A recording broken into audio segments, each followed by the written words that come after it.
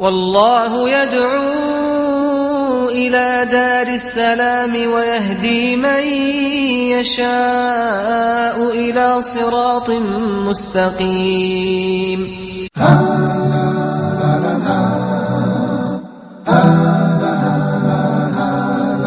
Islam.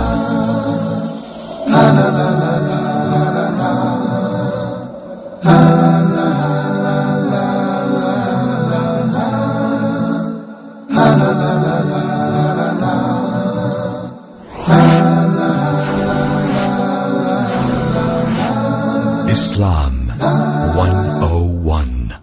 Bismillah. Welcome to another episode of Islam 101. I'm your host, Abu Usamah Adh Dhahabi, and we have with us here today some of our respected students. On my right, we have Nick, and next to him, Sardar.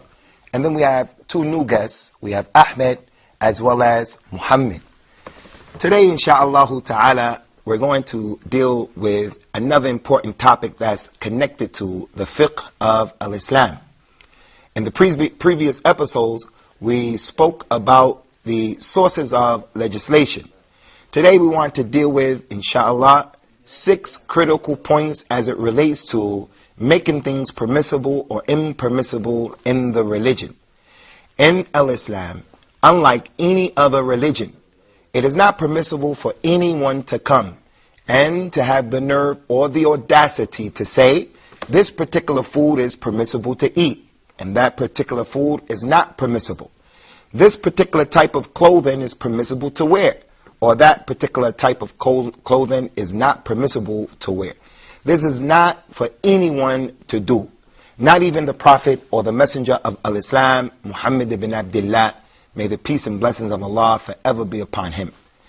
When we find the religions that preceded al-Islam, namely Christianity and Judaism, we find that there are people still today who are making permissible what Allah did not make permissible, and they're making impermissible what Allah has made permissible. Like the example is pork, khinzir. We find that for those of you who have some knowledge and some background of the Bible, we know beyond a shadow of a doubt that Jesus was a Hebrew as well as Moses. Both of them were from Beni Israel. They were Israelites. And with that being the case, in the Bible, the New Testament as well as the Old Testament, it is a clear prohibition of eating any type of pork. And yet we'll find in the church, pork may be sold. This has been mentioned in one of the authentic hadith of Rasulullah sallallahu alaihi wasallam, when one of his companions came to him who was a Christian at one time. His name was Adi ibn Hatim. May Allah be pleased with him. Rasulullah said about what took place with Adi and the people who he followed as it relates to the monks and the priests from the children of Israel, from the Jews and the Christians. Rasulullah read an ayat or a verse from the Quran in which Allah said, and they took their priests and their monks as lords along with Allah. The people who followed them, they took their monks and their priests as lords, gods, along with Allah. When that particular companion heard that, he said, O Messenger of Allah, we never worship the monks and the priests. We never worship the preacher or those people or the leaders of the church or the synagogue. The Prophet sallallahu alaihi wasallam said, didn't Allah make certain things permissible and they came and made them impermissible? He said yes. And then he mentioned again, and didn't Allah make certain things impermissible and those people came and they made them permissible? He said yes. Rasulullah told him that was the worship that you people used to do. So in al-Islam, we do not find it permissible by any stretch of the imagination for another human being to come to say something is permissible or something is impermissible, except if it is revealed in the Quran or Prophet Muhammad, peace and blessings of Allah be upon him, brought it in his authentic sunnah. We've been mentioning as well concerning the issue of the fitrah, and different aspects of the fitrah. And we said that the fitrah is the natural disposition that the human being is born upon. The natural disposition to know that there is no God worthy of worship except Allah. The natural disposition that Allah has created inside of an individual to know the difference between right and wrong, to be able to appreciate that concept, do unto others as you want, you would like others to do unto you. There are many aspects of the fitr. We mentioned quite a few of them. Well, the fitr of many of the people was contaminated and polluted by the different devils, the Prophet called them, sallallahu alaihi wasallam. The different shayateen who came to the people, they came into their environment, they came into their households, they came and they started to make people think and understand issues in the improper way. One of the things that was changed by the shayateen, the devils, was this issue of halal and haram. The Prophet of Al-Islam, Muhammad ibn Abdullah, may Allah be pleased with him, and may his peace and blessings ever be upon him, he said, verily Allah said in this hadith that is a hadith al-Qudsi, Allah said, verily I created all of my servants, I created them all upright, hunafa. Every individual is hanif. That's the one who says, La ilaha illallah. There's none worthy of worship except Allah. And then the devils came, and the devils changed them from their religion. And the devils made impermissible for them what I made permissible. And they also made permissible what I made impermissible. So in the religion of Al-Islam, the one who delves into this particular realm of making something halal that is haram or vice versa, he is considered by the religion of Al-Islam and in the religion of Al-Islam as being a Satan, a devil. And it's from the major crimes. Which brings us to the second point as it relates to the halal and the haram. The second point is that anyone who takes it upon himself to say something is halal that is not halal or haram that is not haram, someone who legislates in the religion on his own, he makes permissible things that Allah has made impermissible, or he makes impermissible those things that Allah has made permissible, the one who does that, he is fallen into polytheism. He has fallen into shirk and disbelief. This is one of the clearest and biggest forms of disbelief in the religion of Al-Islam. If a person comes and he says, well, it's not permissible for you to get married, or I myself, it's not permissible for me to get married. Allah has made it halal. He made it permissible. Not only is it permissible, but it is highly recommended that every man and woman, everyone who has the ability should get married at one particular time or another. That person says it's not permissible for him to get married or someone else to get married. This is a form of disbelief in the religion. Allah mentioned one of the many ayat, many of the verses of the Quran that mention, or do they have partners along with Allah that have legislated for them what Allah did not give any authority for them to do? So Allah called those people who do that shuraka, partners along with Allah. They make halal what is not halal, or they make haram impermissible what is not impermissible. So that is a form of disbelief in the religion. When we dealt with the issue of a takfir, those Muslims who are easy and they are quick to pronounce disbelief on another Muslim because that Muslim may be doing a particular thing that has been described in the religion as being disbelief. We explained that there are two types of disbelief. There's that thing of disbelief that is a major one. If you fall into it, you go outside of the realm of Al-Islam, outside of the fold of Al-Islam. You are no longer a member in the ummah or the nation of Muslims. That's the major disbelief.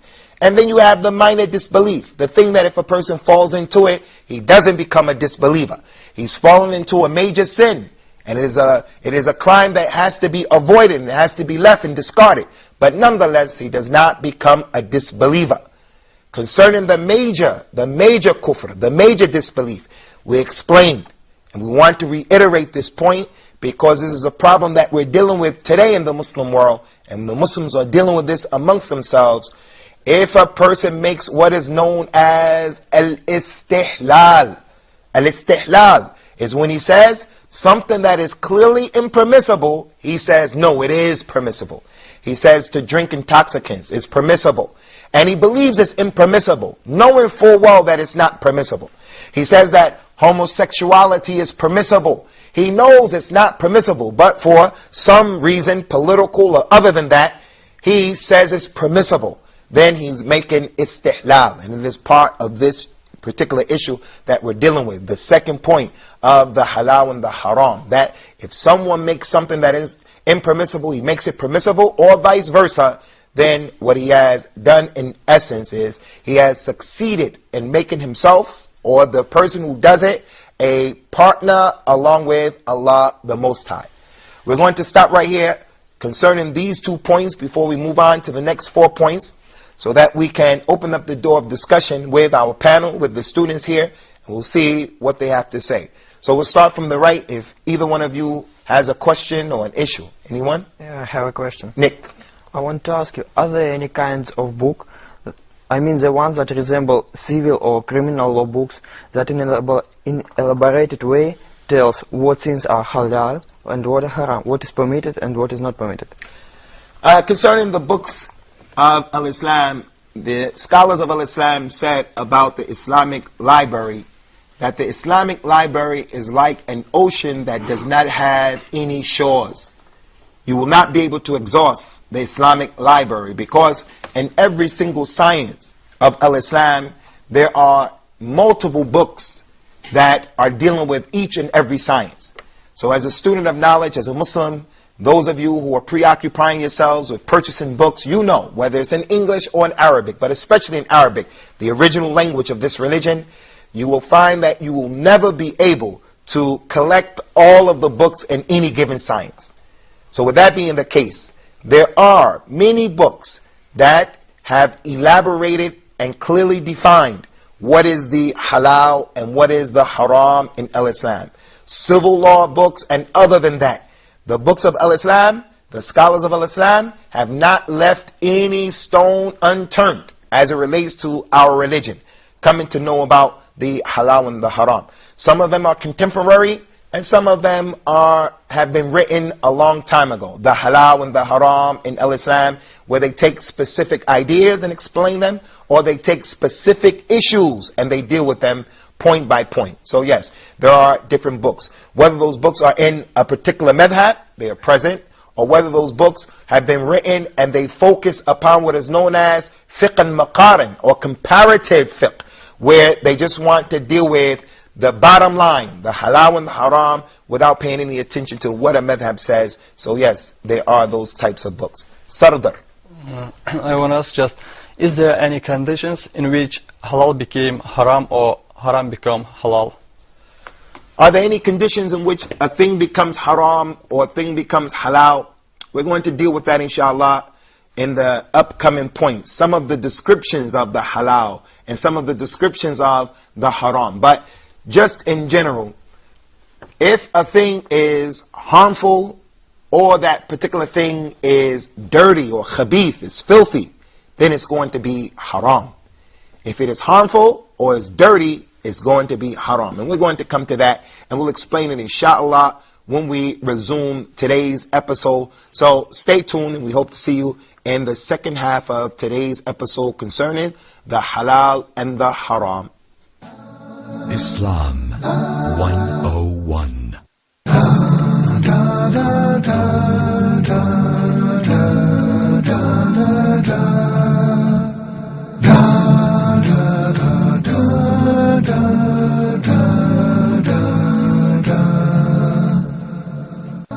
Islam 101. Welcome back to Islam 101. We've been discussing the issue of the halal and the haram in Al-Islam. And we've dealt with 2 points so far. The first point is that the halal and the haram, making something permissible or impermissible, is the exclusive and the sole right of Allah. He is the law giver. And Prophet Muhammad sallallahu alaihi wasallam, like his brothers from the prophets and the messengers, were sent, and they were sent to be obeyed. But from their own selves, they cannot make something halal, nor can they make something haram. We even have Rasulullah on a number of occasions saying to his companions, I do not make halal haram or haram halal. He said that on a number of occasions concerning different issues. He would like to make a personal point about something that he didn't want to allow to take place concerning his own family. So before letting the people know that he wasn't going to allow this particular thing, he wasn't going to allow his daughter to be in a particular situation because it's his daughter and he's responsible for her, before he gave his personal opinion, he would say, I do not make what Allah made halal haram, nor do I make what Allah made haram halal. But this particular thing, I do not allow it for my family. So he made it perfectly clear, crystal clear, that halal and haram is not even for him to tread into that particular arena. The second point that we dealt with is the point that anyone who takes it upon himself to make something haram and to make something halal, he has put on his shoulder great responsibility. He has made himself a partner along with Allah. This is from the exclusive rights of Allah. And that's why our scholars in Islam, past and present, like Imam al-Shafi and other than him, they used to tell the people, beware of being that individual who, he says to the people, this is halal or this is haram. Because this is the right of Allah subhanahu wa ta'ala and is only the exclusive right of Allah. So now with that introduction, inshallah, we'll continue the second half of this segment by going to the students on my left, and we'll start with Brother Ahmed. Brother Ahmed, what's your question? My question is, what about the new inventions and innovations that are found in our present day? How do you know if it's halal or haram? Concerning the new inventions that have been introduced to the world today, because Prophet Muhammad lived over 1,423 years ago. So there are a lot of things that are going on now that they didn't even have the ability to conceive back then. We do not claim that Prophet Muhammad knows everything, past and present. He didn't even know everything concerning his particular time. He knew those things that were peculiar to his environment, and he knew those things that Allah revealed to him and that Allah allowed him to know from the unseen. So how do we know that certain things are permissible or impermissible during our time now? We know that because the nature of al-Islam, and I use that term very loosely, the way that al-Islam is that it's a religion of flexibility, first of all. Second of all, the way that the legislation is in the religion of al-Islam is that it has addressed every issue, whether it was in the past or whether it is in the future. And that's why in these points that we're making today, you're going to see how something that wasn't present during the time of Rasulullah sallallahu alaihi wasallam is halal or haram based upon some of the issues, these points that we're going to make. And then we have what we discussed already, al-qiyas. Al-qiyas, we've already taken that one of the sources of legislation in Islam is the legislation and the ability to say something is halal or haram based upon qiyas. Something that is present that has a ruling. We know the ruling of that particular thing. And then something new is introduced. And it has the similar properties or qualities of that thing that has a ruling. So as such, the new thing takes the same ruling as that particular thing that was in the past. Those are some of the ways. As we continue to explain these points, you'll see how you don't necessarily have to know every single proof of the Quran or every single proof from the Sunnah to know that something is permissible or impermissible. And we'll do that inshallah in the upcoming episodes. Akhi, you have a question? Hey, I have a Brother question. Yasser? Yeah, I have a question, a small question, but I think it is very important. How can Muslims nowadays be always away from the devil's tips to have always a strong iman? How can the Muslim today stay away from and avoid falling into making things that are halal, haram, and vice versa? Is that what you're saying? Yeah. This is going to require a level of awareness on the Muslim's part, a level of wara. It's going to require a level of taqwa, him being conscious of Allah, the Most High. The Prophet ﷺ told us in an authentic hadith, on the authority of that illustrious companion, An-Nu'man ibn Bashir, may Allah be pleased with both of them. He said, verily the halal is clear, and verily the haram is clear. And between the halal and the haram is the gray area that not many people know about. So whoever avoids the gray area, he has protected his religion and his honor. And whoever has fallen into the gray area, he has fallen into what is haram. He has fallen into what is haram. So as it relates to the halal and the haram, our religion, the way the legislation is that the halal is very clear. No one is going to debate whether or not drinking water is halal, whether or not wearing a watch is permissible, whether or not wearing a black t-shirt is permissible. No one's going to debate those types of issues because they're clear. And in contrast, those things that are impermissible are also clear. It is that gray area that people need to avoid. He said, not many people know about those issues. There are some people who know about it, which is the answer to the question. We refer the issue back to those people who know about it, and they are the competent and qualified scholars. We're not talking about the people who I identify as a scholar or he identifies as a scholar. We're talking about the real scholars of Islam, who we get our instructions from, who we get our understanding of the religion from, bona fide scholars. So we look to the scholars and we follow what Allah has commanded us to do. Ask the people of knowledge if you don't know. So that's how the Muslim avoids falling into this area. Before he puts his foot down, he wants to be absolutely sure it's permissible for him to put his foot down. Do you guys have any more questions? I had another Go ahead, question. Ahmed. What about the acceptance of halal and haram? For example, you find a person working in a bank that involve some sort of usury, some financial dealings that involve usury, and you tell him, usury is haram, you try to explain to him, and he just doesn't accept it. He doesn't want to take the ruling on that certain issue. Part of being a Muslim is that we have to love those things that Allah loves, and we have to hate those things that Allah, the Most High, He hates. Not only is that a part of the religion, but it is an example of a person being a mu'min, as we mentioned before, al-mu'min, the real possessor of faith. We have the Muslim, and then we have the higher level, al-mu'min, the one who has iman, true faith. And one of the things that he has faith in is the last day, that he's going to be held accountable for what he did in this life.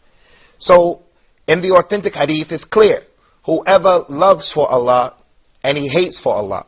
He gives for Allah, and he prevents from giving. He holds back for Allah.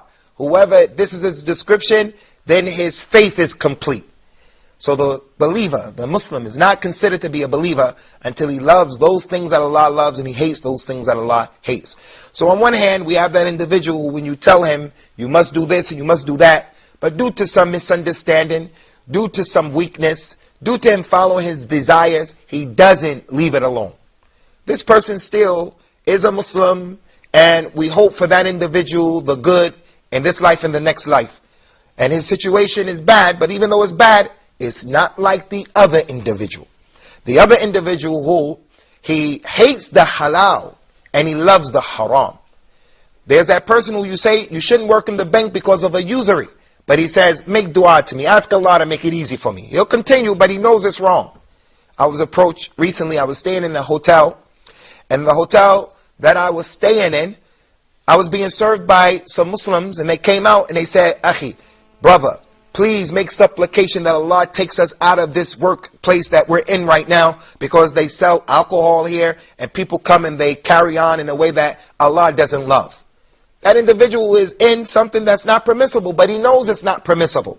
But he stays there because he needs the money to take care of his family. I don't say that that's right, but the point is, you see, he recognizes and he acknowledges that what he's doing is not acceptable.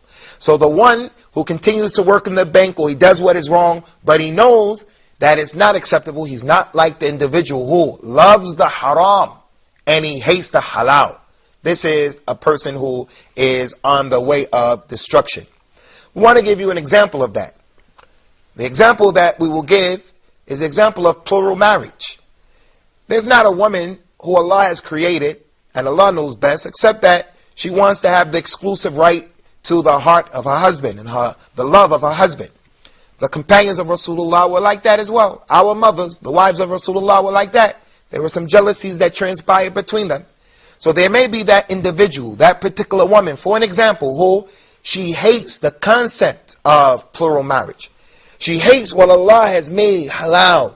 And she, in her hatred for that particular thing, she goes overboard and she ascribes to that particular thing, that plural marriage, for an example, characteristics and descriptions that can take her possibly outside of the fold of al-Islam, for an example. This is what is not permissible. But if a person, from their own accord, they're saying, well, that particular issue is not for me. I don't hate it, but I don't want to practice it, that's your right. That's your right. There are things that are halal. Someone doesn't like to drink milk. No one can censor him or blame him. Another person doesn't like to eat steak. No one can blame him or censor him. But to hate what Allah has made halal or to love what Allah has made haram, this is the thing that is not permissible, especially as it relates to issues connected to the ibadat or the forms of worship in Islam. Do you guys have any more questions? I have one more. I have Sure. kind of shy from you. I ask you a lot of Don't questions. be shy. So All what right. the program is for. I have a comment and I have a question.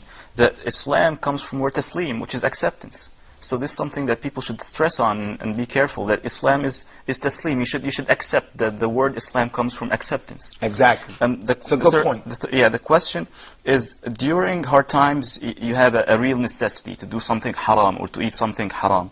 So is it allowed for you during times of necessity to do something haram or to eat something haram? And what is the necessity in Islam?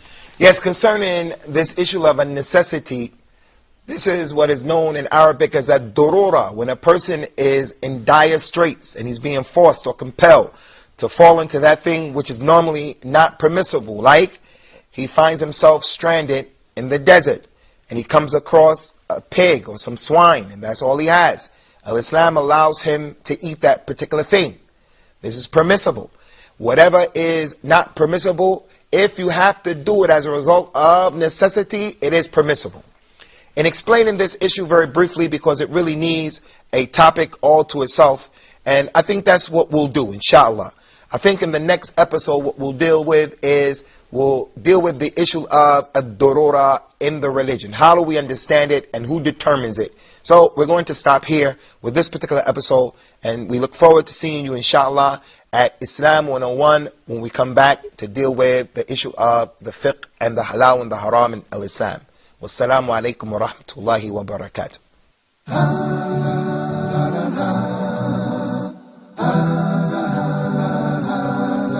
Islam.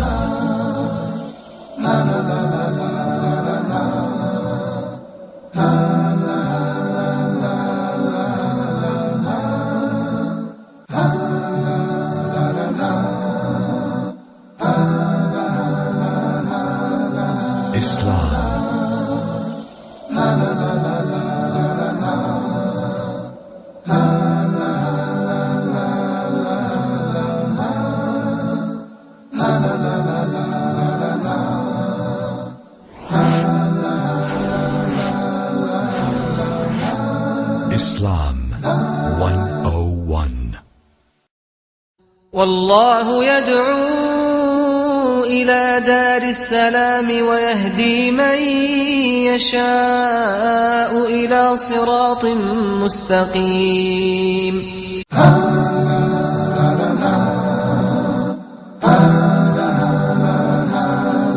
Islam.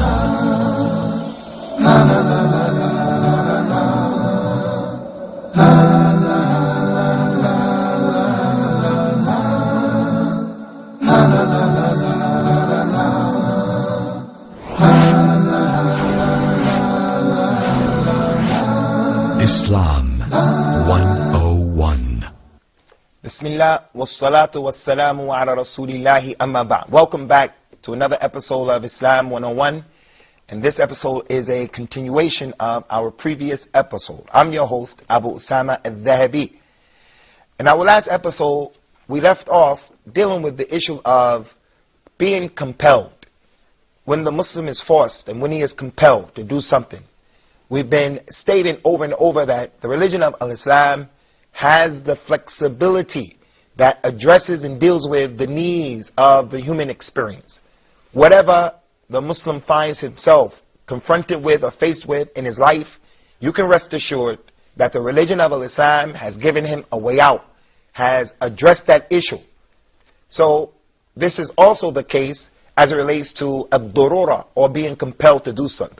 Before we get into the explanation of who determines what is ad-durura, who has the ability to determine what is a necessity and how to deal with it, I would just like to share with you an incident that took place in our religion to show you how this particular concept has been dealt with in the religion of Islam. There was a companion by the name of Ammar ibn Yasir. May Allah be pleased with him and his mother and his father. They were one of the early vanguard of the religion of Islam. They embraced Islam at the beginning of the call of Prophet Muhammad. But because they were weak and they were oppressed, they had no tribe, they had no one to protect them, to protect their money, or to protect their lives. So they were taken by the disbelievers, by the non-Muslims, and they were persecuted. To the point that they killed the father and they killed the mother. And then when they came to the son, they asked the son, now what do you have to say about Allah? What do you have to say about Muhammad and his religion? So that boy began to curse Rasulullah. And he subtracted himself and freed himself from Rasulullah and the religion of Islam. So they let him go. The boy went back to the Prophet ﷺ and he informed him of what took place, which was a proof of his faith. He said what he didn't believe. He only said it because he wanted to live. He wanted to save himself. So he went back and he said, Ya Rasulullah, those people killed my father, they killed my mother, and then they were about to kill me. So I cursed you and I cursed your religion and I freed myself from the religion of Islam. The Prophet told him, sallallahu alaihi wasallam, if they grab you again and you find yourself in that position again, then do the same thing that you did before. Curse the religion and curse me. If you are compelled to that level and that degree, then Al-Islam allows you to free yourself from that particular situation. So that goes to show that the greatest crime in Al-Islam, as we've been saying consistently on this program, the greatest sin is al-ishraku billah. For a person to fall into polytheism, to say that Allah has a partner, or to ascribe any partner or form of worship to other than Allah.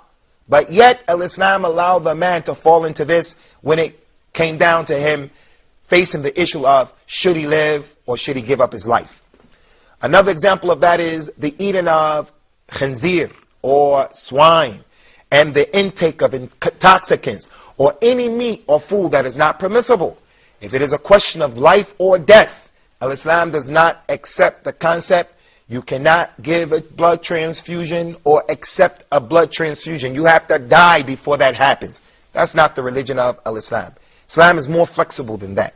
It's more open to deal with the reality of the existence of people and the conditions and the variables that present themselves in the people's lives. As it relates to the dorura or compulsion, if it is a small issue that a person has the ability to determine for himself, then he has to do that. He's the one who determines that. As Allah said in the Quran in a number of ayahs, the human being, the individual knows best about himself. بَلِ الْإِنسَانُ عَلَى نَفْسِهِ بَصِيرًا. Every human being knows what's his situation. So in the month of Ramadan, if a person is sick, he has a migraine headache, he has a high temperature, high fever, he's suffering from some type of sickness, he's not feeling well, no one can come to him and say, you must fast, you have to fast. He himself knows his own situation. So Islam allows him not to fast in that situation. So if it's a smaller issue connected to his own person, he has the ability to do so. But if it is a major issue, it is a major issue. He wants to purchase a house on riba. He wants to mortgage a home, usury, for an example. And he says, I'm compelled to do it. Then in a case like that, he has to take his issue to the scholars of this religion. Explain the details of his issue, and then the scholar is the one who will determine, yes, you are compelled or you are not compelled. That's the first 2 points as it relates to a durura. The second or the third point as it relates to necessity, and this is a very important point, and there's a rule that's connected to this concept and this principle. And that rule says that the necessity is going to be determined, or you can do it only according to the amount or the need. And I'll give you an example of that. الضرورة تقدر بقدرها.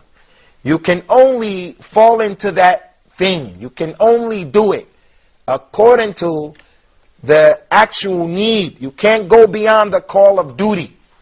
For an example, we gave you the man who was stranded in the desert. He comes across carrion, a dead animal that's in the desert. And it happens to be swine. Swine, if it is alive, is not permissible in the religion of Al-Islam. What if it's dead? It's even worse.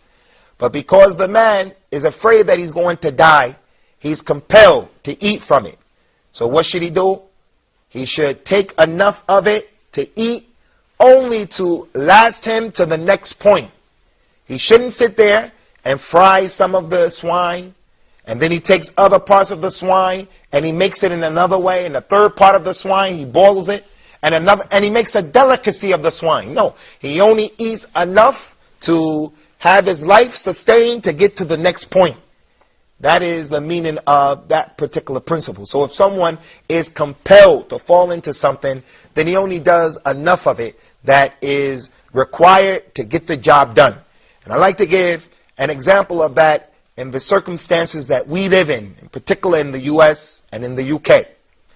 Riba or usury is a major crime and a major sin. And it is not befitting for a Muslim to make it something that is insignificant or something that is small. It is not permissible. It is from the major crimes. And the smallest example and the smallest level of usury is a terrible example that Rasulullah gave us, sallallahu alaihi wasallam. It's terrible. It's a big crime. So in our countries where we come from, if you drive without insurance, you're going to get in trouble if you get stopped by the authorities. So therefore, out of necessity, what we have to do is we have to get insurance to insure our car, which is not permissible, but we get the smallest and the lowest form of insurance. We don't go beyond the call of duty.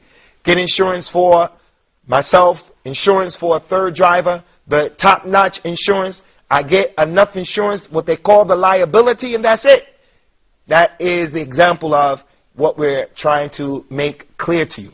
Now, if a person has another child who's driving his car, then obviously he can get the third-party insurance. But it's the point and the concept that we're trying to get across. Before we go on to the third point about the halal and the haram, is there any question that any of you want dealt with here? Inshallah, anyone? I had a question about the necessities. What are the necessities? And actually, there's an example in relation to what you're saying about the insurance. That maybe a guy who has a daughter and she does not wear hijab, and he say you gotta take it step by step, and she doesn't want it, so I can't really make her wear hijab, and then she wants to drive a car, so she has to pay the insurance. So it's a necessity to pay the insurance. What about the necessity of religion? Concerning, this is a good point, Akhi Ahmed, concerning the issue of the necessity of praying and the necessity of wearing the hijab and the necessity of holding on to our religion. As it relates to the religion of Al-Islam, no one has a choice when it comes to issues that Allah has commanded us to do. No one has a choice. You don't have the free choice to do the salat or not to perform the salat. As it relates to the obligatory salat, you have a choice to leave off the nawafil or the sunnah, and we explained that already. So issues like the hijab or the woman's garb that she has to wear, this is not something that she can look at as being a small issue. Someone may find themselves in an environment, though, where it is said to that particular lady, if you wear the hijab, then this is going to happen and that's going to happen. That can happen. That can happen. And it's similar to that companion that we mentioned, Ammar ibn Yasir. If the lady finds herself in a situation like that, we won't allow you to live here if you keep your hijab on. We won't allow you to travel from point A to point B if you don't take your hijab off. Then in issues like that, she has to, if she has the time and the ability, she has to take her situation to a scholar and explain what is going on. But I would advise that the Muslim should always hold on to the religion, because whoever fears Allah, Allah will make a way out for them. But there may be real situations that people are confronted with in which that individual may have to do something that is not permissible. It may be the case, but we have to have a level of awareness, a level of taqwa, God consciousness and fearing Allah, and we can't be too quick to acquiesce and to apologize concerning our religion. If it was a question of a religious man, for an example, allowing the people to have his wife take her hijab off or to travel, then I'm not going to travel. You shouldn't travel. But let's say that it is a trip that he can't afford not to make. Then he has to look into the situation. Al-Islam opens the door. If something becomes restricted and difficult on the people, Al-Islam opens up and it makes it easy. But this is an angle and a particular chapter that we have to be careful in. You have a question, Akhi? Any more questions? I've got a question about halal or haram.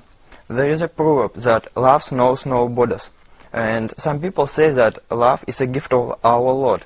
But sometimes sometimes love be either haram or halal. What is Islamic point of view on that? Concerning the halal and the haram, permissible and impermissible, is not something that is just connected to the worship of Al-Islam.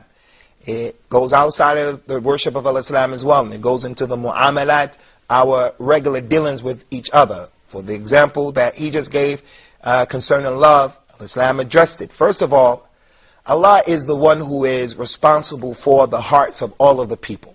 He guides whoever He wants to guide, and He doesn't guide who He doesn't want to guide.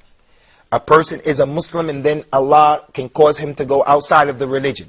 A person is a non-Muslim, Allah will cause him to come into the religion. So the hearts are with Allah. He changes them the way He wants to change them. That's the first thing. We're going to stop now and bring this segment to a close, and we'll deal with the issue of love, inshallah, in the second segment. So try to be back and view in with us for the second segment of the halal and the haram in today's topic and discussion. Islam 101. The Prophet ﷺ have informed us that we should not obey no one on the account of disobeying Allah subhanahu wa ta'ala. So the superiority is to Allah's command. So if the husband tells his wife that I want you to shake hands with my colleagues, with my business partners, no, even if it leads to divorce. If the husband says to his wife that you have to party with me, with partners and so on, no, you have to take your hijab off, no. By any means, communicate with Allah subhanahu wa ta'ala. Definitely Allah subhanahu wa ta'ala knows your language, and He will be very happy to answer your dua.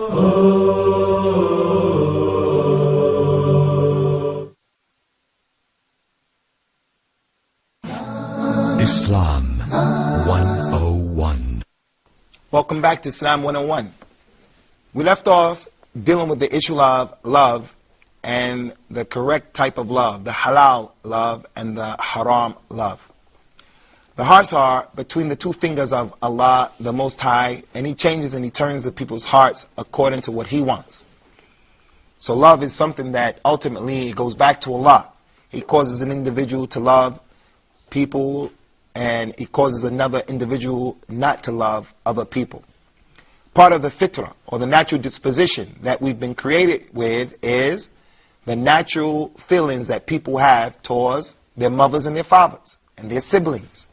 The natural disposition that a man has to love his mate, or the woman has to love her husband. This is the fitrah. If the fitrah is contaminated, then the person is not going to love his mother. And how does the fitrah become contaminated? His environment. Maybe the mother was abusive to that particular child. The father was abusive. And as a result of that, the love is compromised. In any event, the Prophet told us, sallallahu alaihi wasallam, love the person who you love moderately, because the day may come when that individual becomes your ardent enemy. And hate the person who you hate moderately, because the day may come when that enemy, he becomes your beloved, or a person who you love tremendously. And that's how some of the companions were. They used to hate Rasulullah sallallahu alaihi wasallam prior to becoming Muslims, and then after becoming Muslims, they loved him so much and honored him, respected him so much, that out of respect and reverence, they wouldn't even look at him, sallallahu alaihi wasallam. So that hadith shows us that our love, the halal love, is the love that's moderate. It's moderate. And the hatred that is from Islam is the hatred that is moderate. The love that is moderate will allow you to tell a person who you love, who's doing something wrong, hey, that's wrong. It will allow you to be fair and just in dealing with the situation. But if you are a person who's going overboard in your love for that individual, then you're going to be oppressive. I love Jesus Christ so much, for an example, that I start to say He's the Son of Allah, al-Ghulu. Or I love my sheikh, my teacher, so much that it's clear the truth is not with him, but I'm still going to follow what he said because it's ghulu, my love for him. and also in contrast. Your hate for someone can be so great that you will not accept or embrace the truth from him because he's your enemy. This is not an Islamic concept. So that's one issue as it relates to love. Another issue concerning love in terms of the halal and the haram is that it is not permissible to love what is not loved by Allah, nor is it permissible to hate what is not hated by Allah, the Most High. My parents are not Muslims. I love my parents, no doubt about that. That's natural. I can't help that. And if Islam told me I can't love my mother for being my mother or my father for being my father, I wouldn't be a Muslim because that's not natural. But what I can do is I can't love the disbelief that my parents are upon. So I have to hate the disbelief, but to love my parents is permissible. Allah told Rasulullah sallallahu alaihi wasallam, "Innaka la tahdi man ahbabta, walakin Allah yahdi man yasha." Oh Muhammad, you do not guide those people who you love. Your uncle who's a non-Muslim, your grandfather who's a non-Muslim, your relatives, your people, your uncle in this particular case. You can't guide those who you love, but Allah guides who He wants to guide. So the ayat establishes, the verse establishes that Rasulullah loved his uncle who died and other than Islam, and he was sad. So this ayat was revealed. So I can love my mother and my father for being my mother and my father, but I cannot love what Allah doesn't love, and that is their disbelief and the things that they do that go against the religion. The last point that we want to make concerning the love is, what is not permissible is that love that a man may have for a woman who is not permissible for him, or the love that a woman may have for a man who is not permissible for her. It's not permissible for a woman who is married to have love in her heart for another man. It's not permissible. The man that she has love in her heart for should be her husband, or her father, her uncles, and maybe the companions and the righteous people. But to love another man with the desire of wanting to be with him the way she is with her husband, this is not halal. This is not permissible. This is from the major sins in Islam, and this comes as a result, again, of a person's fitrah being corrupted. So there is a proper love and an improper love. We don't have the love that takes you overboard. Again, the issue of the sirat al-mustaqim, being on the straight path, being balanced, not too far to the right, not too far to the left. Sardar, you have anything? You have another question? Fadda. In Islam, woman is to cover her hairs by a special veil. But in some countries, authorities require that on the identification documents, women should be with unveiled hairs. What is the Islamic point of view on that? Can it be considered as a necessity to do such kind of photos? That's a good question. Nick comes from Russia, actually, and some of our Muslim sisters in Russia are dealing with this issue where the authorities insist that for identification, the Muslim woman should expose all of her head. Everything, she has to expose it. But we want to make a point concerning Nick's usage of the language. He said the veil. The veil in Islam is called the niqab. And the niqab is what covers the face, and it's highly recommended that the girl does that. If she's of her age, it's highly recommended that she covers her face. But it's not an obligation. That's the veil. That's the niqab. As for what is on her head, that is called the khimar. The khimar, the thing that covers the head. So the veil is not the thing that goes over the head. Concerning the identification in the Muslim country, or other than that, I know a sister in Florida who was allowed to take her driver's license. The first one was with the niqab, with the veil. And then the world has changed after 9/11. So now in that particular state, they said to that lady, you have to take your picture without the niqab. You can keep your head covered, but without the niqab. And she went, and she's fighting that right now in a court of law.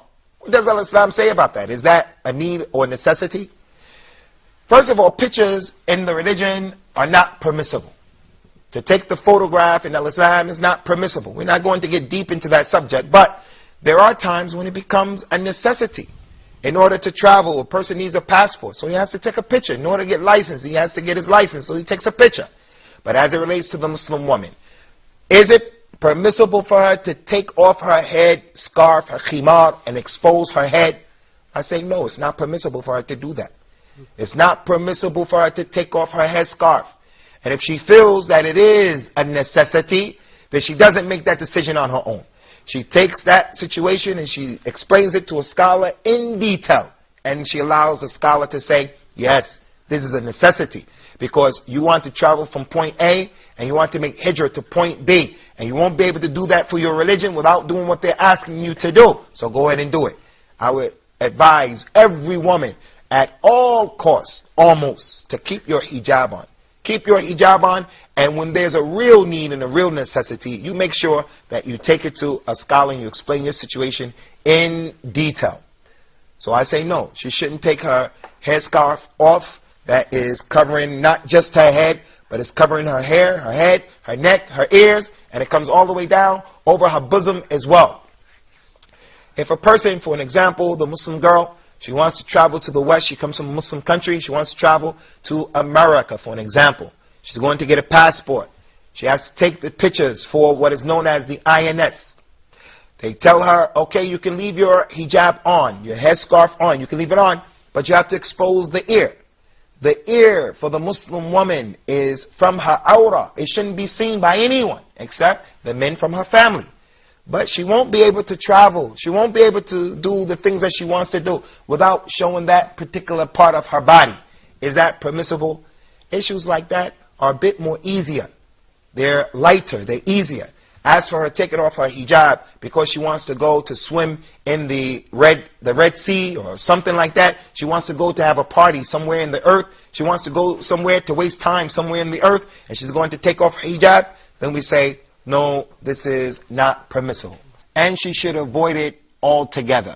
Because Al-Islam does not open up the door, nor does it give a concession or rukhsa for something similar to that. Okay, if you guys have any more questions, we have time for one question. Yeah, what's the difference between a concession and a necessity? Brother Ahmed is asking, what is the difference between a concession, a rukhsa, and the durura, or something that is a necessity? The rukhsa is the religion giving a person the ability and the chance to leave alone something that he wants to do. For an example, he has to fast in the month of Ramadan, but if he's traveling, he has a concession to leave off the fast. The person is normally required to pray standing up, but because he lost a leg, because he has a pulled muscle in his back, he has been given a concession or rukhsa, he can pray sitting down. He should pray standing up normally, but because it's not a obligatory prayer, it's not an obligatory prayer, he has a rukhsa, and it's permissible for him to pray the sunnah prayers or the nawafil prayers sitting down. That is the rukhsa, the ability that an individual has not to do a particular thing or to do a particular thing. For an example, men are not allowed to wear silk in the religion. The companion of the Prophet ﷺ, Ka'b ibn Ujra, radiyallahu anhu, when he was making the Hajj, when he came to the Prophet ﷺ and he had some lice in his head and he had a condition on his skin that caused him to itch, Rasulullah allowed him from amongst the companions to wear the silk because it was a rukhsa only for him in this particular situation. So the rukhsa is when the religion gives you the green light to do something that normally you shouldn't do, or it gives you the red light. It gives you the red light to prevent you from... The rukhsa is the thing that Al-Islam allows you to do that normally you shouldn't do. And the necessity is something that you are allowed to do because you're compelled, you're forced, you have no other option, you have no other alternative. So that's, in general, basically the difference between the two, inshallah. So concerning the issue of what we're dealing with here, the halal and the haram, we just want to reiterate again that the first point is that making something permissible or impermissible is the haqq of Allah. It's the right of Allah and Allah only. And the second point is, if anyone delves into this area, in this arena, then he has set himself up as a partner along with Allah subhanahu wa ta'ala. The third point that we want to make concerning these issues is that everything in the earth, in terms of the food and the drink and what we can wear, everything in the earth is permissible. Everything is halal. The origin of everything is, it is permissible until the proof comes to say and to show that it's not permissible. The proof from the Quran or the proof from the authentic sunnah of Rasulullah sallallahu alaihi wasallam.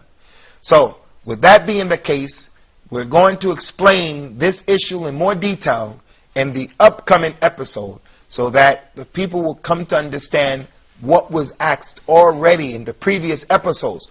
Is there a book that explains all of the halal and the haram? Well, if you know some of these principles and some of these points, you will see that many things are included, and we'll deal with those in detail, inshallah, in the upcoming episode.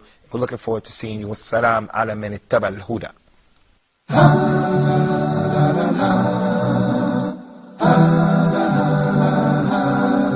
Islam.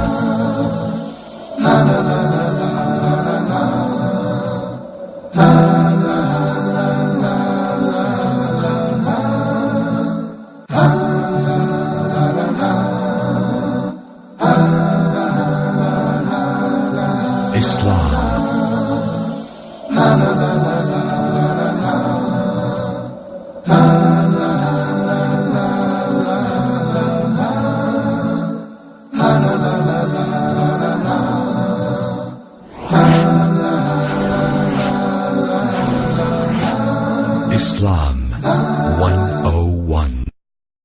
والله يدعو إلى دار السلام ويهدي من يشاء إلى صراط مستقيم.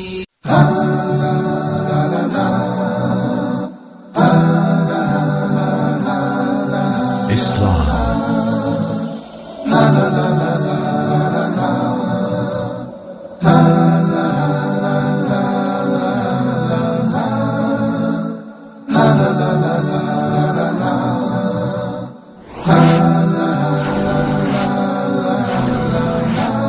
Islam 101. Welcome to another episode of Islam 101, and I'm your host, Abu Usamah Adh Dhahabi. Today we're going to continue our discussion concerning the halal and the haram, inshaAllah.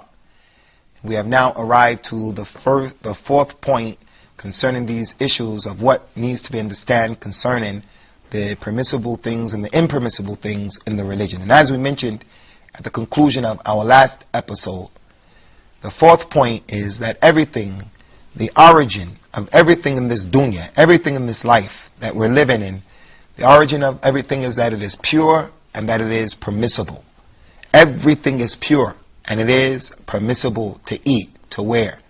You can eat whatever you want to eat, drink whatever you want to drink, wear whatever you want to wear in terms of color or material, sit the way you want to sit. Everything is permissible until and unless a proof from the Quran, an ayah from the Quran, or authentic hadith from Rasulullah comes and makes it impermissible. This is taken from a number of verses of the Quran. One of those verses is the statement that Allah subhanahu wa ta'ala has told us, هُوَ الَّذِي خَلَقَ لَكُم مَّا فِي الْأَرْضِ جَمِيعًا. It is Allah, He is the one who has created for you people everything that is in the earth. So Allah, in creating everything in the earth, He made it clear in this ayat and a number of other ayat, a number of verses, that everything is permissible for us. And because it's permissible, it is clean, and it's useful, and it's wholesome. So this point is a very important point because it goes to show and it helps us to understand that you don't necessarily have to memorize everything that is permissible or impermissible in the religion. You don't have to be a hafiz or one who memorized all of the Quran. You don't have to be an individual who has memorized all of the sunnah of Rasulullah sallallahu alaihi wasallam. In addition to that, the question was presented to us from our panel: what if something that was not there during the time of Rasulullah sallallahu alaihi wasallam is introduced now? How do we know if it's halal? How do we know if it's haram? There's no verse stating it necessarily. How do we know?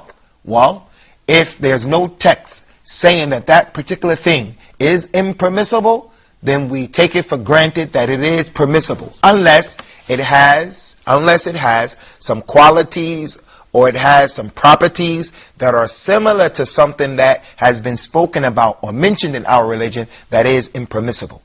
So this point here helps you to understand that sometimes if we were to get and grasp a good foundation concerning the qawaid of fiqh, the principles, especially the principles of usul fiqh.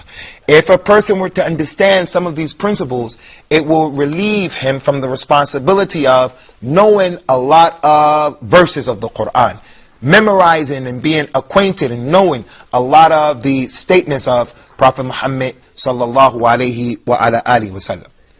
The next point that we want to mention concerning the issue of the halal and the haram is that everything that is halal,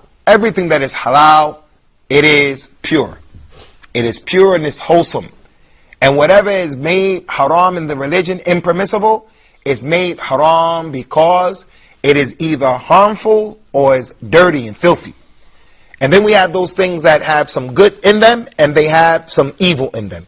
It has some good purity in it or benefit in it, and then at the same time, simultaneously, it has some harm or some dirt in it, some filth in it. Well, in that case, if the benefit outweighs the filth and the harm, then it's going to be halal. And if the harm and the filth outweighs the benefit, then it's going to be haram. So the next point, point number 4. Point number 4. Everything that is halal is pure. Everything is pure. And everything that is haram, the thing that is haram, it is haram because it is filthy or it is harmful. They came to the Prophet sallallahu alaihi wasallam and they asked him, Ya Rasulullah, what is halal for us? What has Allah made permissible for us? And Allah revealed a number of ayat in the Quran. And He said, tell them, what is permissible for them are the good things, the tayyibat, those things that are good and wholesome. Water, zamzam water, orange juice, karkadeh, eggs, all of those things are from the tayyibat, the good things that are permissible. And in contrast, those things that are bad for you, or those things that are dirty, they're filthy, or they're harmful, like swine, the dead carrion, those types of animals that if you were to eat them, they're going to bring some type of harm to the body or to the individual. So that is the other point. Before going on to the last 2 points, inshallah, we just want to make sure the brothers have any questions or comments concerning these last 2 points. Everything in the dunya, everything in this life that is halal because it's pure. And whatever is haram because it's dirty, it's filthy, or it's harmful.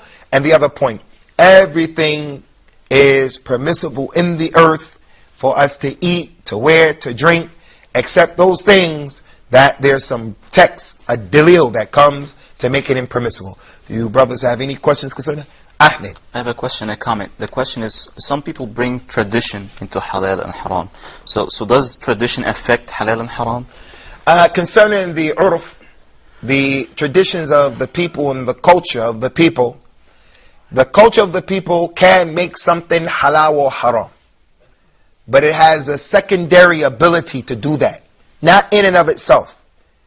We mentioned concerning the masadir of a tashri'. We mentioned that the sources of legislation, what makes things halal, haram, the Quran, the Sunnah, the ijma', as well as the statement of the companions and qiyas. So it is with the Quran and the Sunnah that qiyas is allowed to make something permissible. It is with the Quran and the Sunnah that ijma' is allowed to make something permissible or haram from the Sunnah. Similarly, it is a secondary issue that the urf of the person or the people, the customs of the people, make something permissible or impermissible. But it is conditional. It has conditions. It has conditions. The most important condition, number 1, is that the custom cannot go against the religion. If the custom goes against the religion, then it's rejected. The religion is what makes halal and haram. For an example, in certain parts of Africa, it is the custom for the woman to walk around with her upper extremities not covered, not concealed. When she comes into the religion, she says, I want to practice my culture and walk around like that. We're going to say, no. The religion told the woman to cover up herself and to conceal herself. So here the custom is rejected altogether. But let's say that the custom of the particular group of people was that whenever a woman gets married and she's 21 years old or younger, then the boy has to give a dowry. The man has to give a dowry of $5,000. For an example. That's the custom of those particular people.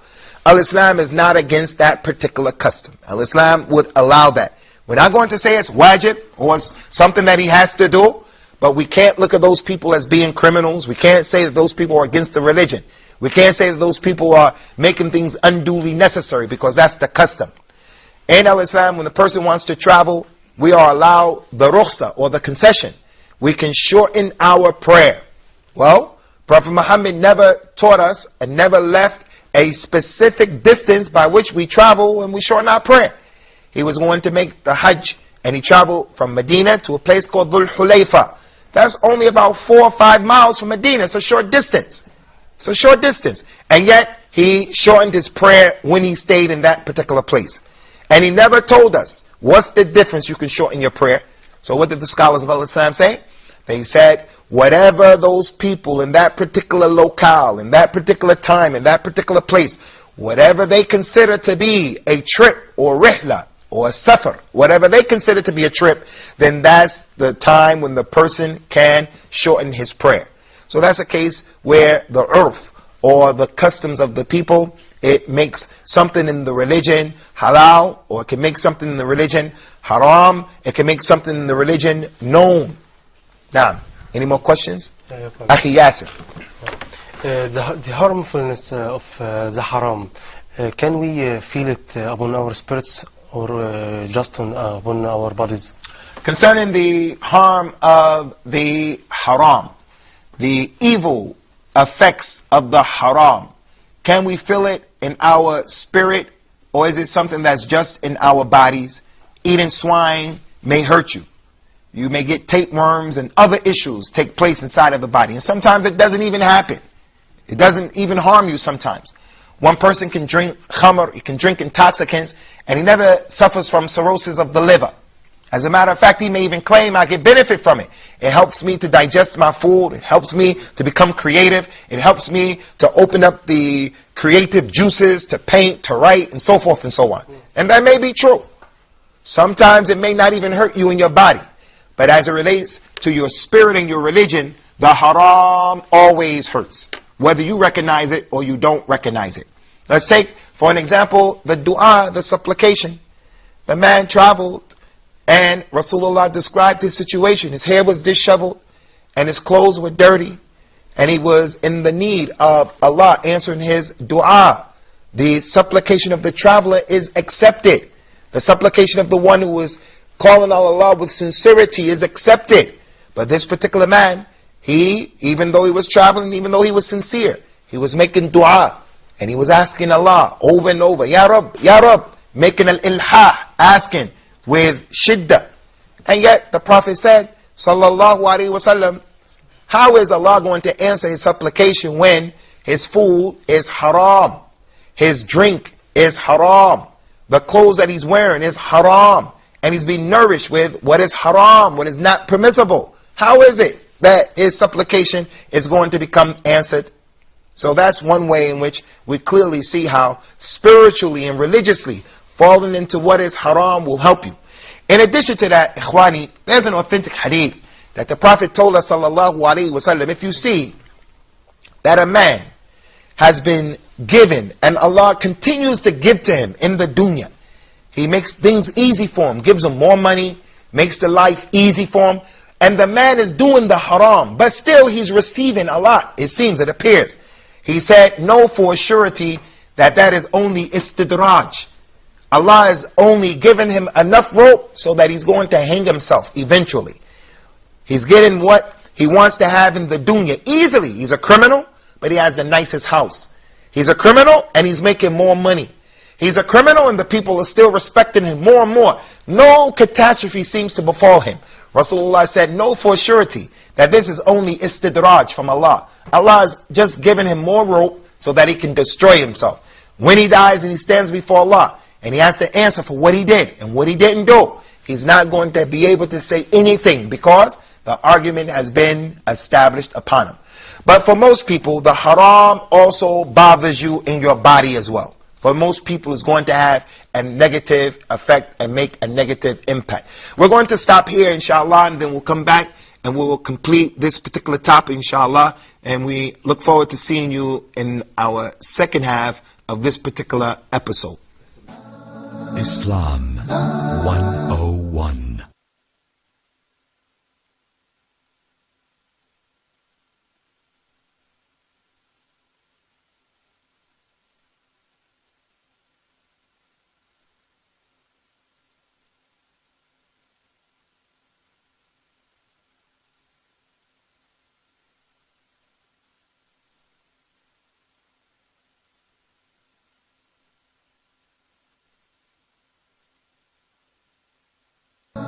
Islam 101.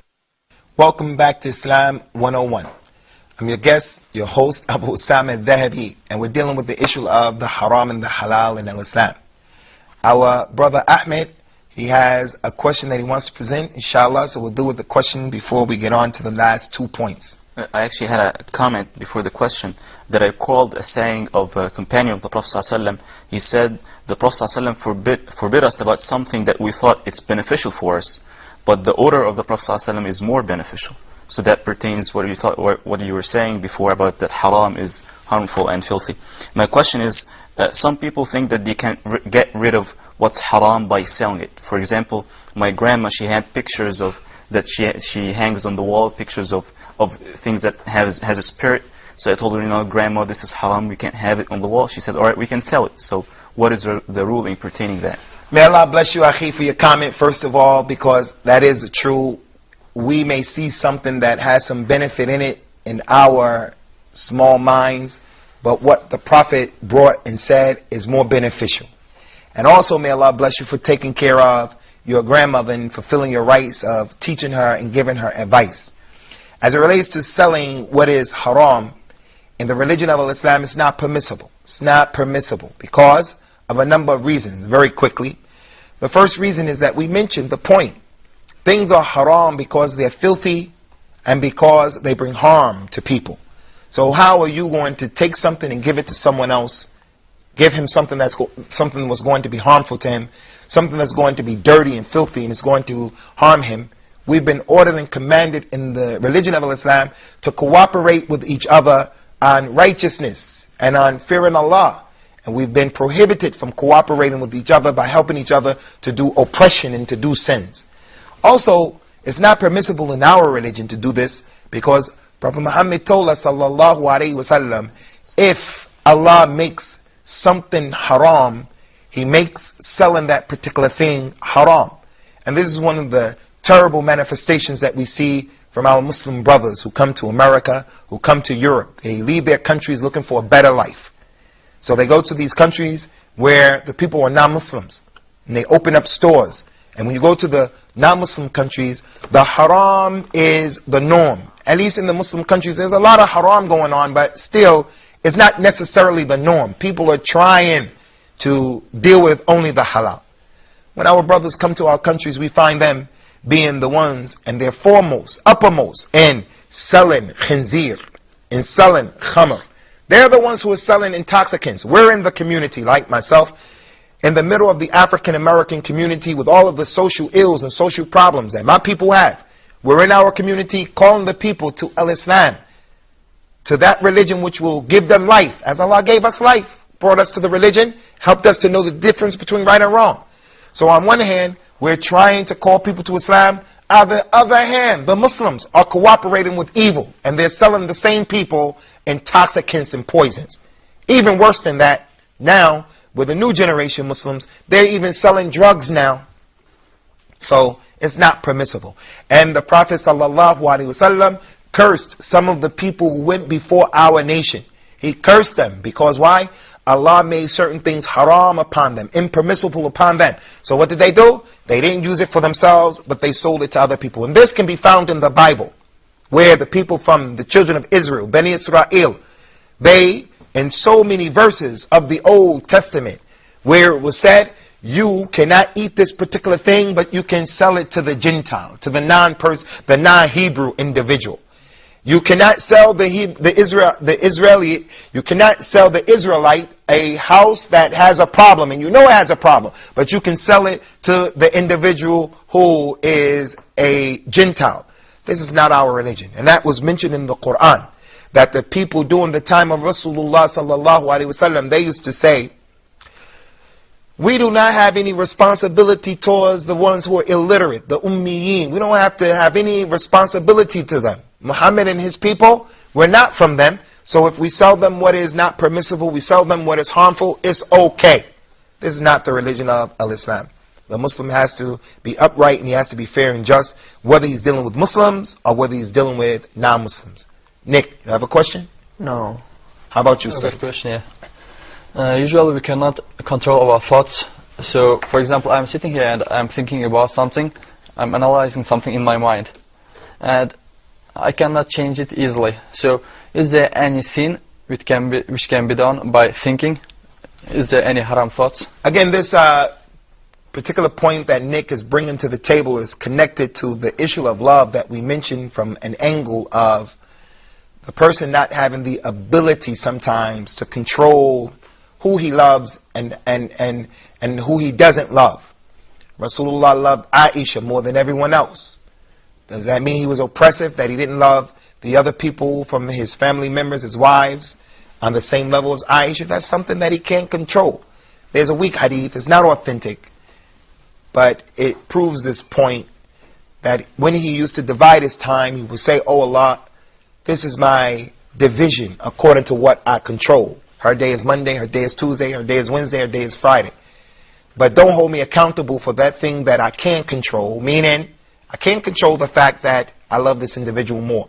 That's not an authentic hadith, but the concept is true.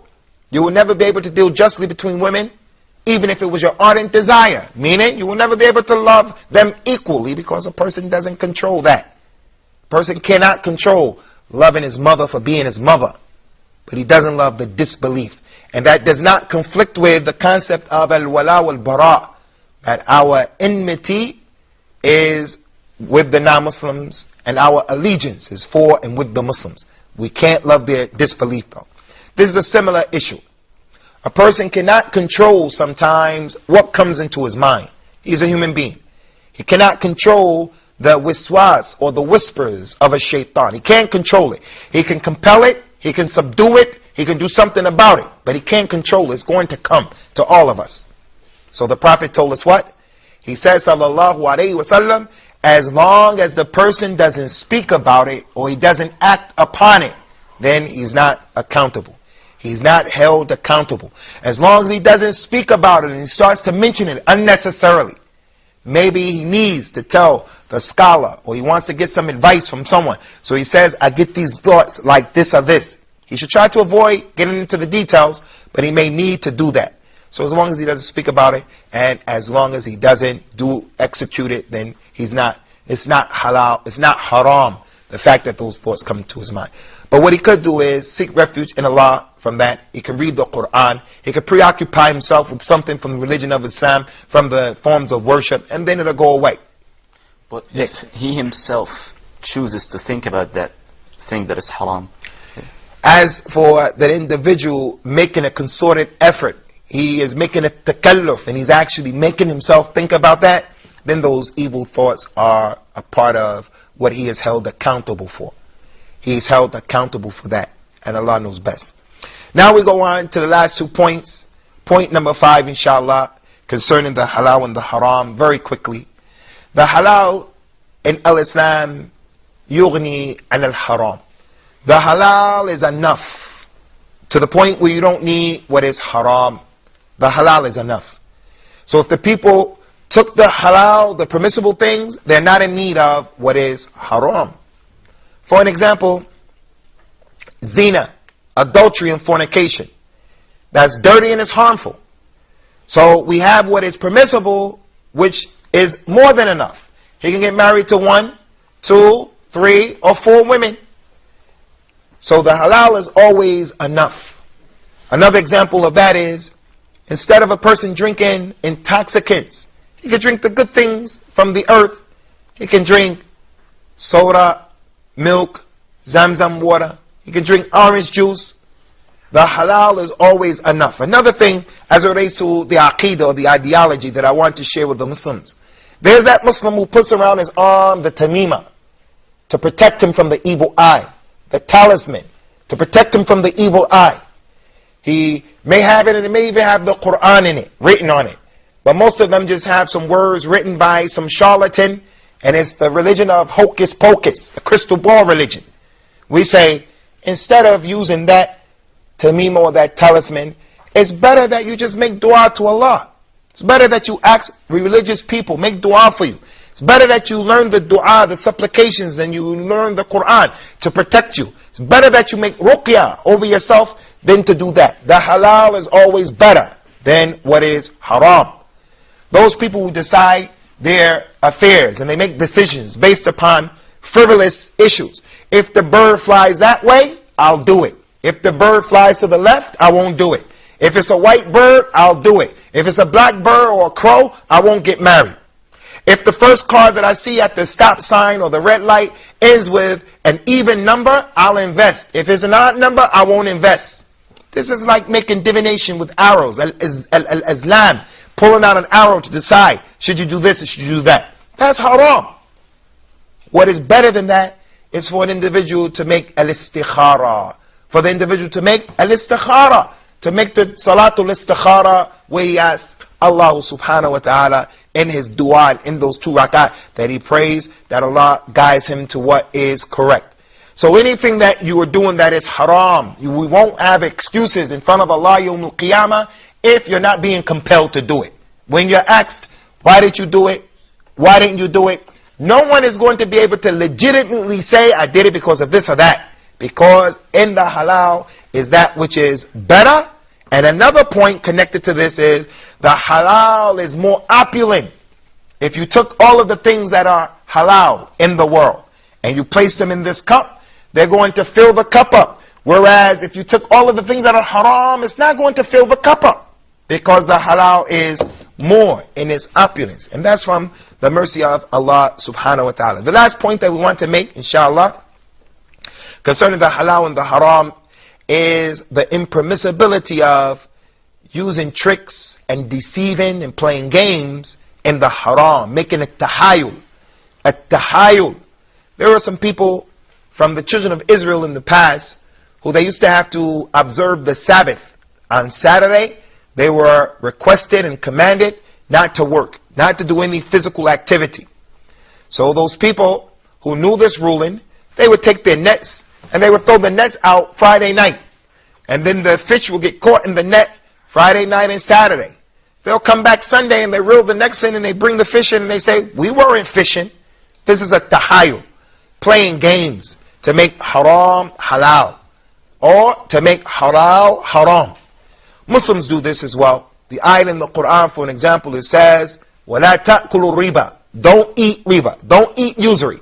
The person says, well, I'm not going to eat it, but I'll invest in my house. I get a mortgage. I'm not eating it.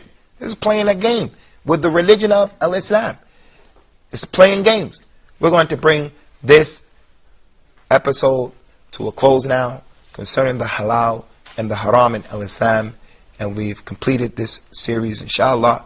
And we hope to see you in the new and upcoming series concerning Islam 101, in which we're dealing with discussing some of the basic and fundamental principles in the religion of Al-Islam. May Allah give everyone guidance and light. We hope to see you in the future episodes, inshallah. Wassalamu alaikum wa rahmatullahi wa barakatuh.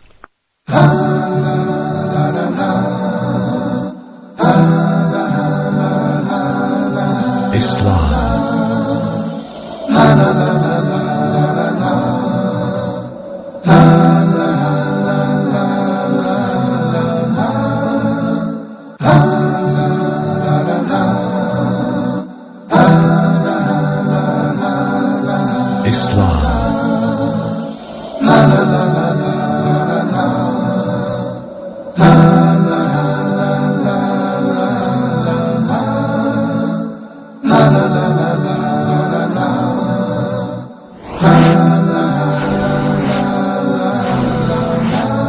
Islam 101.